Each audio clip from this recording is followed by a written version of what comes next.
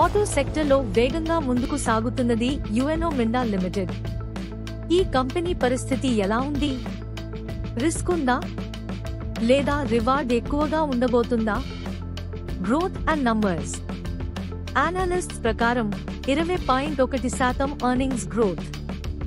Next few years లో 15.5% revenue growth అవకాశాలు. EPS 19.7% వృద్ధి. రో 18.9% ప్రొజెక్షన్. FY25లో రెవెన్యూ 16,775 రూపాయలు కోట్లు. నెట్ ప్రాఫిట్ 936 కోట్లు రూపాయలు. EV products, sun roofs, new segments లో aggressive expansion. Technical and valuation view. Chart లో మైల్డ్లీ బుల్లిష్ సిగ్నల్. కానీ over valued PE 72.6, fair value కంటే 30% హై. డెట్ లో 0.98, institutional holding 25.3%, strong backing. Developments. 12 new expansions underway. FY27 Q4కి ఖర్ఖోడాలో new lighting plant.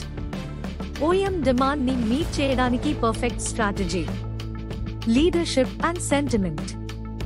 June 19న new senior management appointments, execution కి Boost. Money control. June 16 analysis ప్రకారం market sentiment చాలా bullish గా ఉంది. Risk versus reward. రివార్డ్.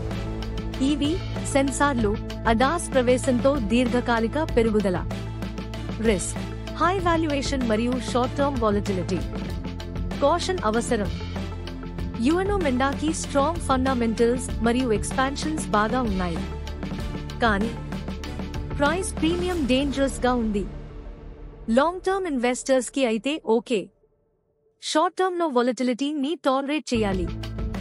మీ అభిప్రాయం ఏమిటి? యుఎన్ఓ మిండాలో రిస్క్ ఎక్కువ ఉందా లేక రివార్డ్ ఉందా? కామెంట్ లో చెప్పండి.